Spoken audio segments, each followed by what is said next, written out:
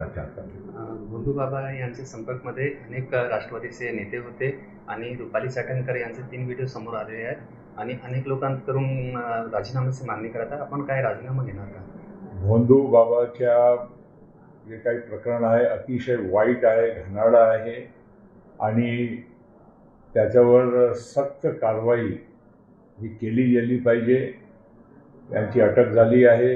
महाराष्ट्र सरकार त्याच्यावर बाकीची कारवाई निश्चित करणार आणि ज्या लोक त्यांच्या सोबत या कामामध्ये जर राहिले असेल तर निश्चित त्यांचाही म्हणजे तपासणीमध्ये चौकशीमध्ये समोर नाव आलं तर त्याच्यावर ही कारवाई तातडीनं आणि सक्तीनं केली गेली पाहिजे. तर काही राजकीय लोकांचा नाव त्यांच्याशी काही जोडलं गेलं आहे. नक्कीच आम्ही राष्ट्रवादी म्हणून योग्य कारवाई करणार आणि हे येणारा तुम्हाला 1-2 दिवसामध्ये दिसेल. विशेष म्हणजे सर, या प्रकरणामध्ये आपल्या ज्या नेत्या आहेत रुपालीताई चाकणकर यांच्या फोटो सातत्याने व्हायरल केले जातात विरोधकांना. असं आहे, कोणाच्या फोटोमुळे आपण तथ्य जोडणं हे योग्य नाही. कारण फोटो अनेक मान्यवरांचेही आहे.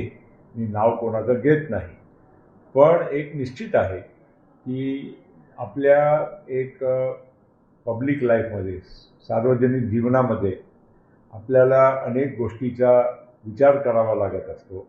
आपला कोणाबरोबर आपला म्हणजे प्रवास आहे, सोबत आपण कोणाबरोबर उठणं बसणं करतो, हेही महत्त्वाचं असतो.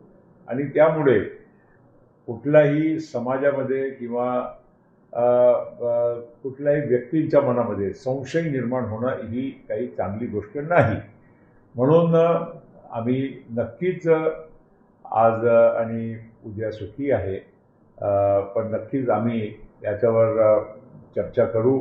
आमचे नेते सुनेत्रा वहिनी पवारांच्या सोबतही आम्ही चर्चा करणार आणि निश्चित 1-2 दिवसामध्ये पक्ष जे काही असेल योग्य कारवाई